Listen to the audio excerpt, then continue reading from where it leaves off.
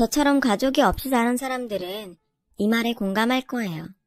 살면서 매 순간 가족을 그리워하며 살지는 않지만 명절이나 크리스마스 때 가족들에 둘러싸인 주변 사람들을 보며 그제야 내가 혼자라는 사실을 인지하게 되니까요. 저 역시 그랬어요. 그런데 결혼해서 말도 많고 탈도 많은 시댁 식구들과 북적이며 살다 보니 외톨이였던 시절로 다시 돌아가고 싶지 않더라고요. 그래서 난생 처음 용기라는 걸 내보기로 했어요. 나를 가족으로 받아준 사람들을 위해 지금의 가정을 지키려고 말이죠. 저에게는 어린 시절 기억이라고 할 것도 변변이 없어요. 공원에서 부모 손에 버려진 저를 근처에서 풍선 팔던 아저씨가 발견해 인근 파출소에 데려다 주었고 이후엔 시설에 들어가게 되었다는 얘기만 들었을 뿐이니까요. 부모한테 벌어진 충격이 커서 그랬는지 저는 시설에 들어간 지 얼마 안 돼서 심한 열병을 앓았대요. 그 탓에 7살 이전의 기억은 없어요. 차라리 다행인지도 모르죠. 자기 자식을 버릴 정도의 부모 밑에서 자란 어린 시절이 좋아봐야 얼마나 좋겠어요. 모르는 게 약이라고 차라리 기억이 없으니 그리워할 시절도 없어서 오히려 나았어요. 하지만 그런 저에게도 잊지 못할 사람이 하나 있어요. 공원에서 비를 맞고 울고 있는 저를 발견해 근처 파출소에 데려다 주었던 풍선장수 아저씨예요.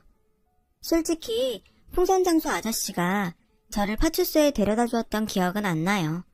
다만 제가 시설에서 지내는 동안 풍선장수 아저씨가 종종 찾아와서 그때 일을 들려줘서 알게 된 거죠. 니한테는 아픈 기억일란가 몰라도 그래도 알아야 하지 않겠냐? 운 좋으면 너그 부모를 찾을 단서를 찾을란가도 모르고 말이야. 너만한 자식을 기르는 입장으로다가 나아가 볼 적엔 너그 부모가 널 버린 것은 아닌 것 같아. 암만 너그 부모도 뭔가 사정이 있었겠지. 안 그냐? 그니께 좋게 생각하자. 모르긴 해도 너그 부모도 시방 전국 팔도를 동시로 너 찾느라고 눈알이 빠질 것인게. 지 새끼 잃은 부모는 말이야. 먹어도 먹는 것이 아니고 살아도 사는 것이 아닌 법이다. 그니께 너도 포기하들 말고 뭐라도 자꾸 떠올려 봐야. 아저씨 말 알겠지? 투박한 말투였지만 아저씨의 말 속에는 제가 부모님을 찾길 바라는 진심이 고스란히 들어있었어요. 그리고 그 마음은 저에게도 온전히 전해졌고요.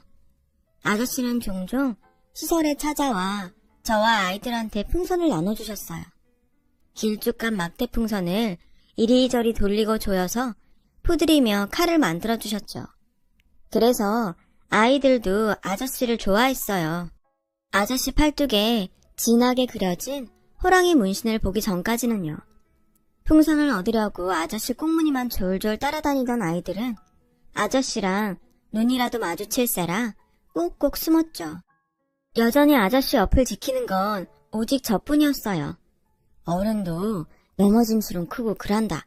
이 호랭이는 나가 철없을 적에 하도 속이 미친년 꽃다발맹크로 발광을 정신 좀 차리려고 그래 넣은 것이오. 처음엔 괜히만 하던 것이 살이 쪄서 그런가. 시방은 백두산 호랑이 맹크로 커불었지 뭐냐. 아가, 너도 이 호랭이가 무섭냐? 아저씨는 시험지 채점을 앞둔 아이처럼 걱정스러운 눈빛으로 저를 바라보았어요. 저는 대답 대신 호랑이 문신에 일회용 반창고를 붙여주었죠. 이러면 안 무서울 거예요. 아저씨는 한참 동안 반창고를 내려다보시다가 저를 안아주셨어요. 아저씨 어깨가 들썩이고 흐느끼는 소리가 들렸지만 저는 모른 척 했죠. 왠지 그래야 할 것 같았거든요. 그날 이후 풍선장수 아저씨는 더 이상 보육원에 오지 않았어요. 그렇게 시간이 흘렀고 9살이던 저는 중학교에 들어갈 나이가 되었어요. 그 흔한 사진 한 장 같이 찍은 게 없어서 언제부턴가 아저씨 얼굴도 기억이 가물가물 하더라고요. 기억나는 건 아저씨 팔뚝에 그려진 호랑이 문신뿐이었어요. 사춘기에 접어선 저는 보육원에서도 학교에서도 말수가 많이 줄었어요. 늘 있는 듯 없는 듯 조용히 지냈죠. 내게는 나를 지켜줄 사람이 없다는 걸 일찌감치 깨달았던 탓일 거예요. 내일 학교로 부모님 모셔와. 부모 없는 아이들에게 이 말처럼 무서운 말도 없거든요. 그러니 그런 소리를 듣기 전에 알아서 빌미를 안 만드는 게 최선이다 생각했죠. 며느리 시집살이 하는 심정으로 보고도 안 본 척, 들었어도 안 들은 척, 괜히 남의 일에 나서지 않고 몸살이며 숨죽이듯 그렇게 살았어요. 그러다 보니 별명이 투명인간이 됐고요. 주변에 누가 잘못을 했든 억울한 누명을 썼든 눈을 감고 귀를 닫고 산 탓에 저에게는 친구가 하나도 없었어요. 당연하죠. 그렇게 의리 없는 애랑은 나라도 친구하기 싫으니까요. 같이 놀 친구도 없으니 남는 시간엔 공부를 하거나 책을 읽었어요. 학교 도서관은 그런 저의 아지트였죠. 오래된 책에서 풍기는 쿰쿰한 책곰팡이 냄새가 전 그렇게 좋더라고요. 그러다 내친 김에 도서관에 있는 모든 책에 제 이름이 적힌 대출카드를 남기고 싶다는 생각을 하게 됐어요. 스스로 내기를 하되 책을 읽다 보니 텅 빈 것 같았던 내 마음이 조금씩 채워져 가기 시작했고요. 하지만 졸업식까지도 학교 도서관에 있는 모든 책을 읽지는 못했어요. 생각보다 책이 많더라고요. 고3이 되고는 수능 준비로 바빠서 좀처럼 책을 읽을 시간도 없었고요. 하지만 꾸준한 독서 덕분에 고액의 논술학원에 다니지 않았음에도 저는 논술평가에서 1등을 할 수 있었어요. 당시 대입시험은 논술시험 성적이 당락을 좌우할 정도로 높은 비중을 차지하고 있었는데 그런 점에서 저는 대학 입시에 유리한 상황이었죠. 모의고사 성적과 내신 성적이 꽤 좋기도 했고요. 하지만 문제는 돈이었어요. 고등학교를 졸업하면 시설에서 나와야 하는데 정착금으로 받은 돈으로는 월세방 보증금도 감당이 안 됐거든요. 그런 상황에 대학 진학을 꿈꾼다는 건 말도 안 되는 거였죠. 그때는 정말 내게 부모가 없다는 게 피부에 와닿더라고요. 남들은 성적이 안 돼서 못 가는 대학을 좋은 성적을 받고도 못 가게 됐으니까요. 그땐 이따위 인생 될 대로 되라는 심정이었어요. 수능 시험을 마치고 남들은 논술시험 준비를 하느라 한창 바쁜 그때 저는 자포자기한 심정으로 지내야 했죠. 그러던 어느 날이었어요. 원장님이 급히 저를 부르시더라고요. 아무래도 퇴소 문제 때문인 것 같아서 마음의 준비를 하고 원장실을 찾아갔죠. 그런데 뜻밖의 얘기를 하시지 뭐예요. 지영아, 너 대학 갈 수 있겠다. 널 후원하겠다는 분이 나섰어. 대학도 보내주시고 네가 원한다면 유학도 보내주시겠단다. 이게 꿈이냐 생시냐? 원장님은 당사자인 저보다도 더 신이 나서 어쩔 줄 몰라 하셨어요. 그러니까 논술시험 준비나 열심히 해. 이렇게 좋은 기회를 놓칠 수는 없지 않겠니? 원장실을 나올 때까지도 실감이 안 나더라고요. 그저 어리벙벙 하기만 했어요. 어린 시절 읽었던 키다리 아저씨라는 동화 속 주인공이 된 것 같았거든요. 그래서 저는 그날부터 본격적으로 논술시험을 준비했어요. 학교 도서관에 틀어박혀 관련 서적을 읽으며 기출문제도 풀어보고 국어 선생님께 첨삭 지도를 부탁드렸죠. 그리고 드디어 제가 지원한 대학에서 논술시험을 무사히 치를 수 있었고 그 대학에 최종 합격할 수 있었어요. 내게는 허락되지 않은 줄 알았던 대학 생활을 하게 된 거예요. 입학에 맞춰 시설에서 제 짐을 챙겨서 대학 기숙사로 옮겼어요. 2인 1실 방이었는데 지금까지 시설에서 아이들과 함께 생활을 해온 탓에 저로서는 불편할 것도 없었죠. 오히려 시설도 좋고 강의동과 도서관도 가까워서 편하고 좋더라고요. 게다가 후원자분 덕분에 학비에 대한 걱정도 없이 넉넉한 용돈까지 받으며 살 수 있어서 그 어느 때보다 편했고요. 대학에서 학부를 졸업하고는 미국으로 유학도 떠날 수 있었어요. 그동안 학점관리를 잘한 덕분에 저희 학교와 자매 결혼을 맺은 미국 대학의 교환학생으로 가게 됐거든요. 출국을 앞둔 일주일간은 제가 자란 시설로 돌아가 보육원 아이들과 함께 시간을 보내기로 했어요. 저한테는 고향집 같은 곳이기도 했고 원장님께 물어볼 것도 있었거든요. 후원자를 만나고 싶다고? 네, 대학까지 보내주시는 것도 감사한데 유학까지 보내주신다니까 가만히 받고만 있을 수는 없어서요. 피 한 방울 안 섞인 저한테 그동안 너무도 많은 걸 지원해 주시기도 했고요. 만나 뵙고 감사 인사라도 드리고 싶어요. 그러자 원장님은 난처한 표정으로 그러시더라고요. 네 마음은 충분히 이해를 한다만 처음부터 널 후원하는 조건이 절대로 자신의 신원을 밝히지 않는 거였어. 아무래도 찾아뵙는 건 안 될 것 같구나. 아, 차라리 감사 편지를 쓰면 어떨까? 편지는 내가 직접 전해드릴 수 있거든. 그렇게 저는 후원자분께 감사 편지를 쓰게 됐고 얼마 뒤 유학길에 오르게 되었어요. 미국에 도착하고 얼마 뒤 원장님한테 편지는 잘 전했다고 연락이 왔어요. 편지를 받은 후원자분께서 제게 몸 건강히 공부 잘 마치고 돌아오라는 말을 전해달라고 하셨다더군요. 그렇게 얼굴도 모르는 분의 후원 덕분에 저는 4년간의 유학 생활을 무사히 마칠 수 있었어요. 그리고 한국에 들어와서는 곧바로 취업 전쟁에 뛰어들었죠. 미국에 있는 동안 이름 있는 기업에서 인턴 생활을 경험했던 터라 내심 합격할 자신도 있었어요. 가고 싶은 회사를 골라 총 5군데의 입사원서를 넣었는데 저는 그중 3군데에서 서류 심사에 합격해 최종 면접을 보게 되었어요. 압박 면접이 꽤 살벌하게 진행된 탓에 합격자 발표를 앞두고는 왠지 자신이 없어지더라고요. 지원자들이 다들 학벌도 좋고 스펙도 좋아서 많이 주눅이 들었거든요. 불안한 마음이 현실이 되었는지 저는 첫 회사에서 불합격 통보를 받았어요. 불안하긴 했지만 막상 떨어졌다는 문자를 받으니 겁이 나더라고요. 남은 2개 역시 불합격이면 어쩌나 걱정도 됐고요. 그런 저에게 원장님은 아직 끝난 게 아니니 실망하지 말라고 다독여 주셨지만 이러다가 다 떨어지면 어쩌나 걱정도 되고 기껏 유학까지 보내주신 후원자분께 죄송해서 미치겠더라고요.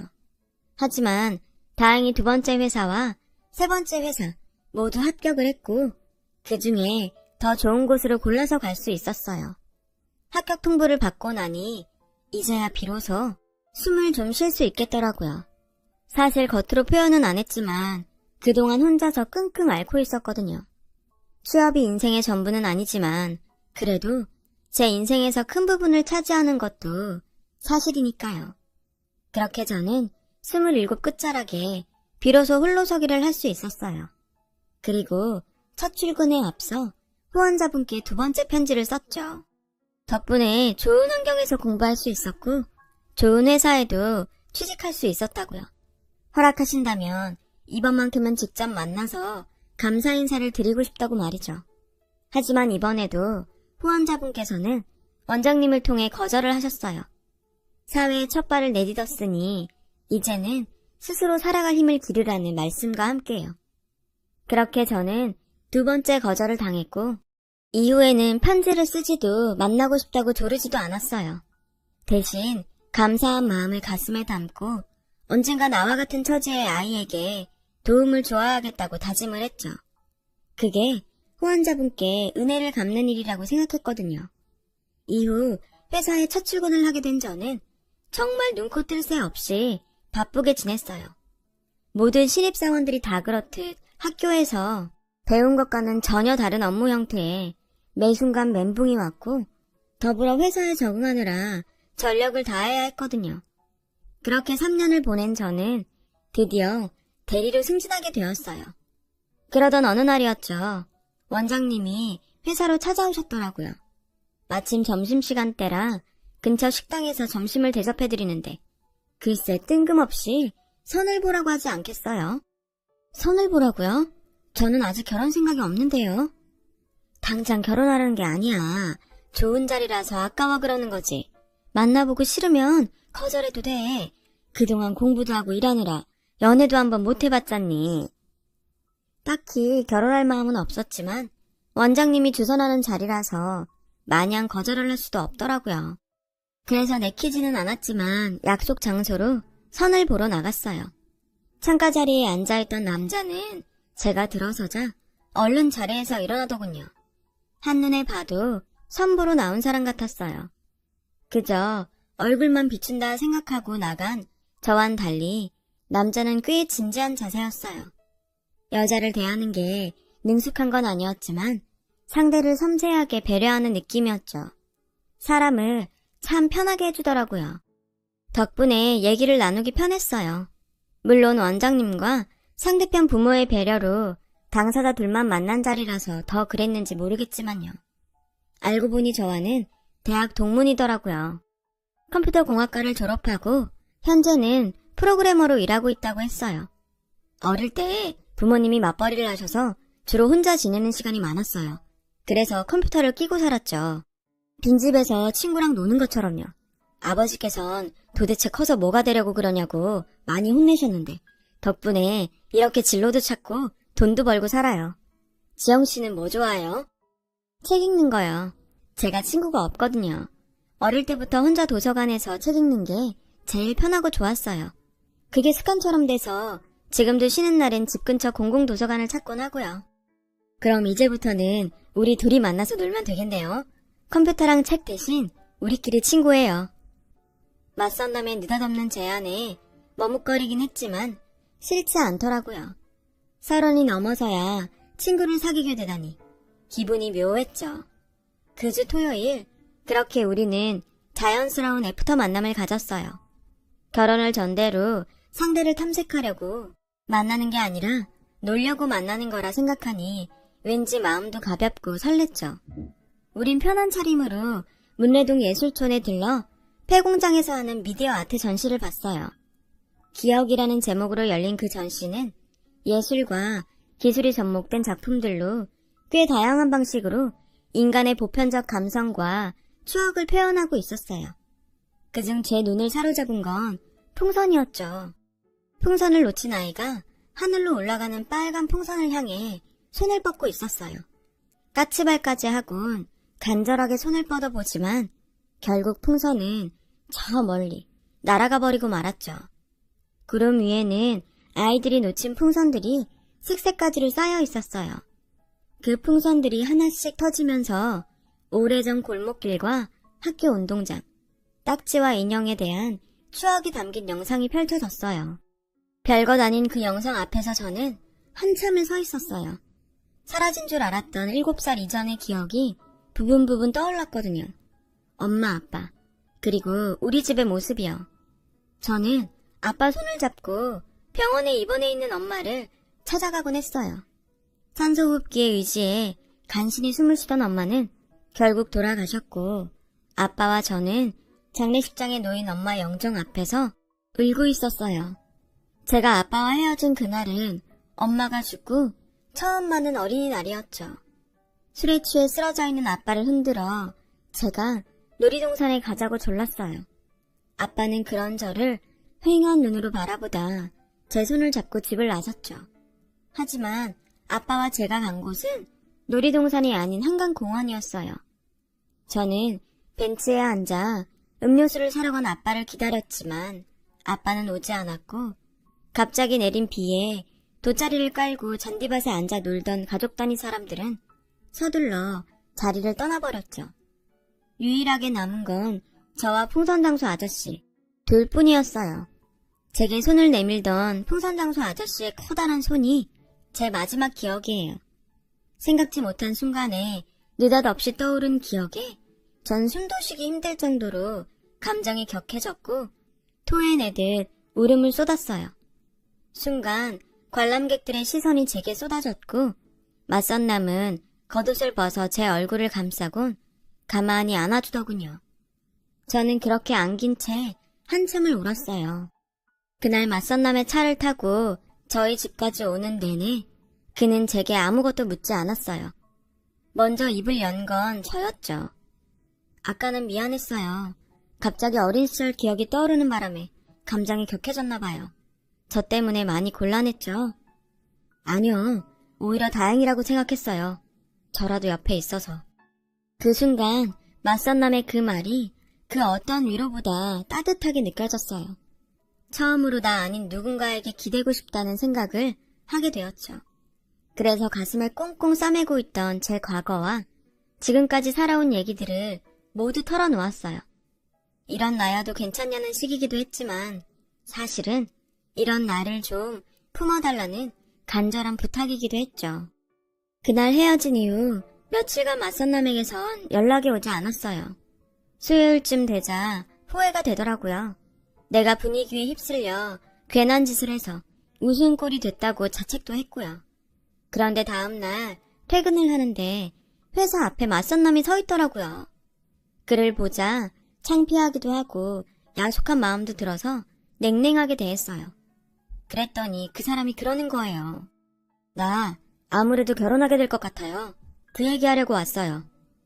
그 말에 순간 열이 확 올랐지만 어차피 이렇게 된 거 쪽팔리게 끝내지 말자는 생각에 아무렇지 않은 척 말했죠. 그래요? 잘 됐네요. 근데 축하한다는 말까지는 못하겠어요. 그럼 안녕히 가세요. 싸늘하게 말하고는 막 돌아서려는데 맞선남이 제 손목을 잡더라고요. 누구랑 결혼할 건지 안 물어봐요? 아, 이러면 좀 곤란한데. 나 지금 그쪽한테 프로포즈하고 있거든요. 지영씨, 나랑 결혼해요. 그 순간 헛웃음이 났어요. 어설픈 이 남자의 프로포즈도 웃겼고 이 정도 반전도 감당할 여유가 없는 저의 가난한 마음이 가여워서였죠. 그럼에도 불구하고 안심이 되더라고요. 그 남자를 째려보다가 못 이기는 척 프로포즈는 마음에 안 들지만 좋아요. 우리 결혼해요. 승낙을 해버렸어요. 만난 지 딱 3번 만의 일이었죠. 우리는 사귀기도 전에 결혼을 결정하곤 그제야 연애를 시작했어요. 순서는 뒤바뀌었지만 연애를 하는 동안 내 결정이 틀리지 않았다는 확신은 점점 강해졌죠. 그런데 얘랑의 집을 방문하고는 솔직히 그 마음이 살짝 흔들리긴 했어요. 자식은 부모의 거울이라는데 아버님이 얘랑과는 달라도 너무 달랐거든요. 김치 사업을 하신다는 아버님은 딱 봐도 사장님 포스였어요. 문제는 회사에서만 그러시는 게 아니라 집에서도 군림하려 드신다는 거였죠. 얘랑의 집은 아버님 왕국 수준이었어요. 아버님의 말에 따라 얘랑과 어머님은 일사불란하게 움직였고 아버님 밑에서 일하는 남편의 외삼촌도 마찬가지였죠. 아버님 말 한마디에 온 집안 식구들이 벌벌 떨 정도였어요. 아버님 눈 밖에 나는 순간 끝인 거였죠. 우리 결혼에 대한 결정 역시 온전히 아버님의 허락에 달려있었고요. 그래, 결혼하면 일은 어떡할 거냐? 계속 할 거냐? 아니면 살림을 할 거냐? 그러자 어머님이 끼어드셨어요. 여자가 결혼을 했으면 살림을 해야지. 30이면 서둘러 애를 낳아도 남들보다 처지는데 일은 무슨? 그 순간 아버님이 버럭 소리치셨어요. 어디서 감히 끼어들어? 내가 지금 당신 헛소리 듣겠다고 이러는 거야? 어디서 건방지게? 잔말 말고 입 다물고 가서 상이나 차려. 아가, 네가 직접 대답해봐라. 일은 어떻게 할 거냐? 순식간에 살벌해진 분위기 속에서 예랑과 어머님은 제 입만 쳐다봤어요. 제 대답에 따라 이 결혼이 성사되느냐 마느냐가 걸려 있었으니까요. 사실 저는 일을 계속하고 싶었어요. 하지만 가부장적인 아버님 성격상 제가 일을 택하면 싫어하실 게 뻔했죠. 그렇다고 어렵게 들어간 회사를 포기하기도 그렇고 정말 그 짧은 순간에 많은 생각이 들더라고요. 저는 일을 계속하고 싶습니다. 지금까지 남의 도움으로 살았어요. 이제야 제 손으로 밥벌이를 하고 살게 되었는데 또다시 남편 그늘에서 남편 도움으로 살고 싶지는 않아요. 그러기에는 그동안 들인 시간과 노력이 너무 아깝기도 하고요. 제 대답이 마음에 안 드실지는 모르지만 그렇다고 거짓말을 할 수는 없어요. 죄송합니다. 제 대답에 아버님은 입을 꾹 다문 채 저를 노려보셨어요. 그리고는 일순간 환하게 웃으며 그러셨죠. 합격! 당연히 이를 택해야지. 그동안 들인 돈이 얼마냐? 얘기 들어보니 유학도 갔다 왔다는데 돈이 한두 푼 들었겠냐? 그리고 여자건 남자건 능력이 되면 누구나 사회의 일꾼으로 제 몫을 다 하고 살아야지. 그렇고 말고 네 대답이 내 마음에 쏙 든다. 당장 결혼해. 시원하게 결제 서류에 도장을 받은 기분이었어요. 하지만 어머님은 못마땅한 눈치였어요. 그렇다고 아버님 앞에서 싫은 내색도 못 하시더라고요. 그날 아버님의 결혼 결정으로 우리는 바로 준비에 들어갔어요. 선본 지 반년도 안 된 시점이었죠. 하루는 어머님이 저를 집으로 불러 예단과 혼수 목록을 주시더군요. 다른 집들 같으면 친정 엄마가 보시고 준비를 해주시겠지만 그럴 엄마가 없는 저는 난감하기만 했어요. 게다가 목록에 적힌 물품들이 제가 준비할 수 있는 수준의 것이 아니라서 막막하기도 했고요. 이런 일에 예랑을 끌어들이는 것도 미안해서 혼자 끙끙 앓고 있는데 며칠 뒤 아버님께서 집으로 호출을 하시더라고요. 나는 그 전통혼례가 마음에 들더구나. 결혼식장에서 공산품 찍어내듯이 하는 결혼식보다는 확실히 그쪽이 나아. 괜히 평소에 얼굴 한번 안 보고 사는 사돈의 팔촌까지 줄줄이 불러서 축의금 장사하는 것보다 조촐하게 식구들끼리 혼례도 올리고 구경꾼들한테 밥 한 끼 대접하는 게 좋지 않겠냐 이거지. 어차피 식장에 들어갈 때 손잡아줄 아빠도 없고 부를 친구나 친척도 없는 저로서는 구미가 당기는 제안이었어요. 하지만 어머님 생각은 달랐죠. 아버님한테 혼날까봐 대놓고 말은 안 하셨지만 조용히 꿍시렁대셨거든요. 그간 뿌린 축의금이 얼만데 그걸 포기해? 아휴 속 터져. 그러자 아버님이 한 소리 하셨죠. 다 들린다. 속갯말은 속으로만 해. 저는 어머님 눈치가 보여서 바로 대답을 할 수 없었어요. 그러자 보다 못한 예랑이 끼어들었죠. 결혼식은 저희 둘이 상의를 해볼게요. 그보다 혼수랑 예단은 꼭 해야 하나요? 가능하면 생략하고 까지 말하는데 아버님이 예랑의 말을 뚝 끊으셨어요. 내 얘기도 안 끝났는데 어디서 금방지게 끼어들어? 입 안 다물어? 아가, 그 예단이랑 혼수 말이다. 난 그런 거 필요 없다. 하지 마라. 부모가 딸 자식 맞아들이면서 그런 거 받는 건 말도 안 되는 짓이고 네가 그런 거 바리바리 싸들고 올 정도로 내 아들이 대단한 놈도 아니다. 따지고 보면 이 결혼은 네가 믿지는 장사나 진배 없으니까 네 몸만 오는 걸로 얘기 끝내자. 그럼 이상? 아버님의 깔끔한 정리로 어머님의 A4 2장짜리 예단과 혼수 목록은 한순간에 폐기 처분이 돼버렸어요. 그러자 어머님은 이번만큼은 절대로 못 참는다시며 눈을 치켜뜨셨죠. 나요? 이렇게는 결혼 못 시켜요. 남들은 며느리 드릴 때 명품 백도 받고 모피코트도 받는다는데 내가 뭐가 부족해서 빈손으로 며느리를 드려요. 나 25에 제 취자리로 들어와서 이날 이때까지 재훈이 4배 아파 낳은 자식처럼 키우면서 당신한테 뭐 하나 바란 적 없어요. 하지만 이번만큼은 안 되겠네요. 나도 남들처럼 시어머니 대접 톡톡히 받고 며느리 드릴 거예요. 그러니까 당신도 아무 말 마세요. 이 옆편 내가 실성을 했나? 어디서 눈을 치켜뜨고 바라기야. 그리고 자식 키운 대접을 받으려거든 재훈이 저놈한테 받을 일이지? 왜 엄한 며느리한테 받겠다고 난리야. 한 번만 더 그딴 소리 해봐. 짐 싸서 친정으로 보내버릴 테니까. 이놈의 막장 드라마만 주구장창 보더니 어디서 막장 시어미 노릇이야. 분명히 말했으니까 앞으로 이 얘긴 끝. 결국 어머님은 아버님의 기세에 눌려 더 이상 아무 말도 하지 못하셨어요. 그 후로도 분가 문제도 아버님의 일방적인 결정에 따라 정해졌죠. 그런데 시간이 지날수록 진정한 승자는 아버님이 아닌 저일지 모른다는 생각이 들더라고요. 전통혼례도 따지고 보면 고아인 저에겐 치부를 드러내지 않는 결혼식이었고 예단이며 혼수 문제도 어쨌든 저한테는 최상의 결과였으니까요. 게다가 아버님의 독단에 따라 결정된 분가 문제도 저한테는 땡큐였고요. 그제야 알겠더라고요. 지금까지 아버님은 아버님의 방식대로 제 처지를 고려해 주셨다는 걸요. 과정은 과격했지만 저를 아껴주시는 아버님의 마음은 온전히 제게 닿았어요. 물론 어머님의 분노도 동반됐지만요. 아버님 뜻에 따라 전통 혼례를 올리고 제 직장 근처에 신혼집도 차렸어요. 신혼 초반엔 툭하면 찾아와 잔소리를 하시던 시어머니도 아버님의 불호령이 떨어진 뒤 발길을 끊으셔서 우리 부부는 둘만의 오붓한 신혼을 즐길 수 있었죠. 그렇게 결혼하고 1년쯤 되었을 무렵 청천벽력 같은 소식이 들렸어요. 아버님이 뇌경색으로 쓰러지셔서 반신불수가 되신 거예요. 거기에 언어장애까지 생겨서 말씀도 제대로 하지 못하게 되셨죠.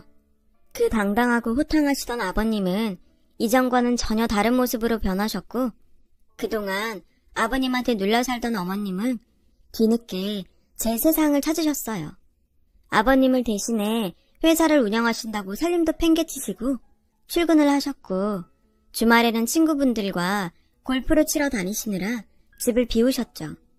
아버님의 병수발은 평일엔 간병인의 도움을 받았고, 주말에는 남편과 제가 도맡아야 했어요.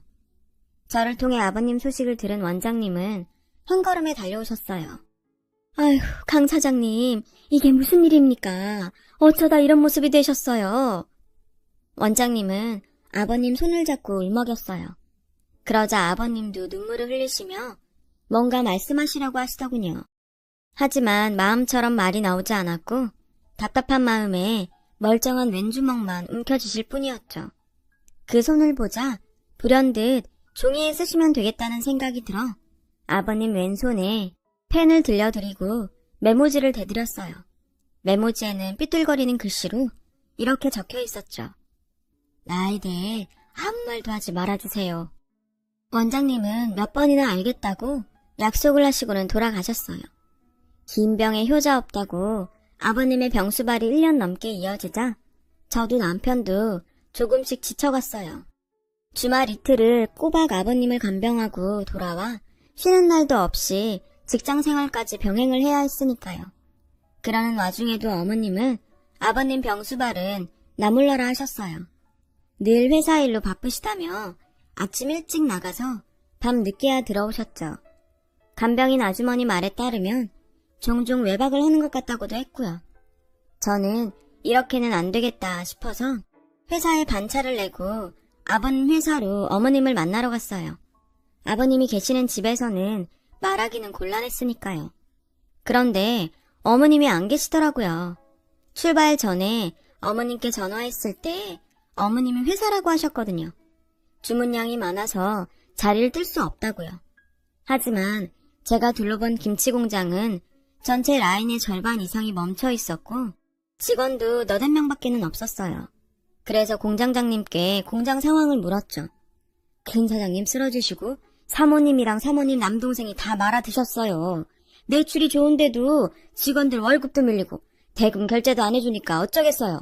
직원도 다 나가고 배추 대주던 농가도 다 떨어져 나가고 꼴랑 요 사람들만 남아서 쇼핑몰 주문만 받고 있는데 그나마도 얼마 못 갈 거예요. 큰 사장님 계실 땐 비싸도 고춧가루며 마늘 생강까지 다 국산으로 했는데 원가 아낀다고 사모님이 중국산으로 돌려버린 탓에 단골 다 떨어졌거든요. 벌써 몇 달째 회사에도 잘 안 나와요. 충격 그 자체였어요. 공장 상황이 이런데도 어머님은 그동안 명품백에 구두, 심지어 차까지 바꾸고 온갖 사치를 다 부리셨거든요. 톡하면 사업하려면 가꿔야 한다고 말씀하시길래 그런가 보다 했는데 완전히 뒤통수를 맞은 거죠. 평소 성격대로라면 남이야 어떻게 되든 손 놓고 뒤로 물러서서 있을 저였지만 남편과 아버님을 생각하니 도저히 그냥은 못 있겠더라고요. 그래서 난생 처음 남의 일에 참견을 하기로 했어요. 일단 남편한테 김치공장 상황을 전하고 어머님한테는 아무 내색도 안 한 채 업체에 연락해 어머님의 뒷조사를 의뢰했어요. 그 주 주말에 저 혼자 시댁에 찾아가 아버님 간병을 하는데 생각지 못한 문제가 생겼지 뭐예요. 일요일이라 아버님 목욕을 시켜드려야 하는데 남편이 김치공장 일로 못 와서 제가 직접 아버님을 씻겨드려야 하는 상황이 된 거예요. 이런 일은 처음이라 난감하더라고요. 그건 아버님도 마찬가지셨죠. 아버님은 한사코 안 씻겠다고 하셨지만 밤에 진땀을 많이 흘리셔서 그럴 수가 없는 상황이었어요. 결국 물수건으로 중요 부위를 제외한 다른 곳만 제가 닦아드리는 걸로 협의를 하고 아버님 상의를 벗겨드렸어요. 그런데 아버님 오른팔에 낯익은 문신이 있지 뭐예요? 풍선장소 아저씨의 호랑이 문신이요. 문신을 보고 놀라자 아버님은 서둘러 왼손으로 문신을 가리셨어요. 그리곤 당황하신 듯 웅얼거리셨죠. 잘 알아들을 수는 없었지만 분명 시방, 거시기라고 하신 것 같았어요. 저는 그 길로 원장님께 전화를 걸어 혹시 아버님이 풍선장소 아저씨냐고 물었어요. 원장님은 어떻게 알았냐고 오히려 되물으시더군요. 그리고는 다 알려진 마당에 뭘 더 감추겠냐면서 그동안 저를 후원해준 분이 아버님이라고 했어요. 강 사장님이 비밀로 해달라고 하셨지만 그러다 그냥 돌아가시면 너도 가슴에 맺힐 거 아니니 너를 며느리 삼아 딸처럼 데리고 살고 싶으시다고 하도 부탁하셔서 선자리도 마련했는데 다행히 일이 잘 돼서 얼마나 좋아하시던지. 근데 그 얘긴 누구한테 들은 거니? 풍선장수 얘긴 강 사장님이랑 나밖에 모르는 일인데 네 남편이랑 시어머니도 몰라. 그 말을 듣자 가슴 깊은 곳에서부터 뜨거운 무언가가 번져 올랐어요. 그 길로 아버님 방으로 달려가 아버님을 끌어안고 엉엉 울었죠. 왜 진작 말 안 했어요? 내가 그동안 아저씨를 얼마나 그리워했는지 알아요? 그렇게 기다려도 안 와서 아저씨도 날 버린 줄 알고 무서웠다고요. 나 몰래 후원해줄 게 아니라 차라리 나 보러 와주지 그랬어요. 난 그거면 됐는데, 그걸로 충분했는데. 미안해요, 아저씨. 내가 아저씨를 알아보지 못해서 정말 미안해요.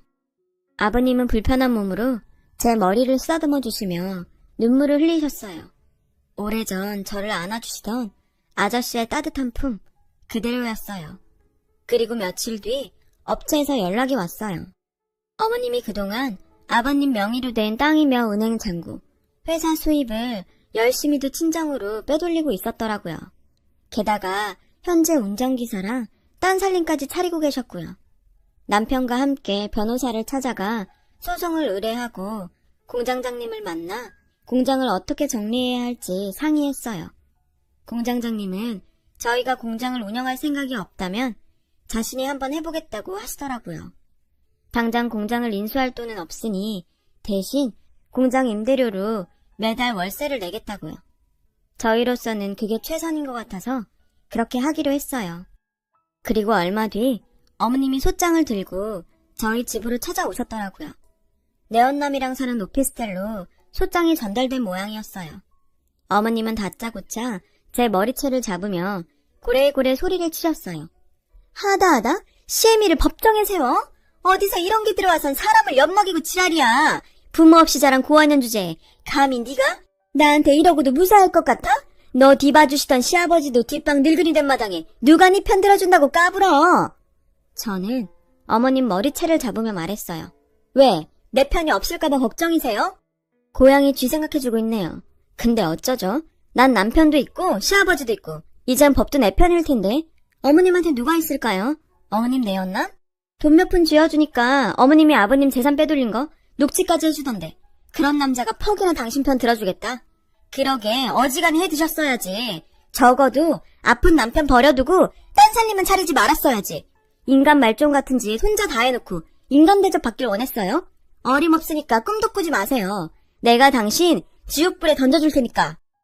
전 시어머니를 현관 밖으로 밀어버리고 문을 닫았어요.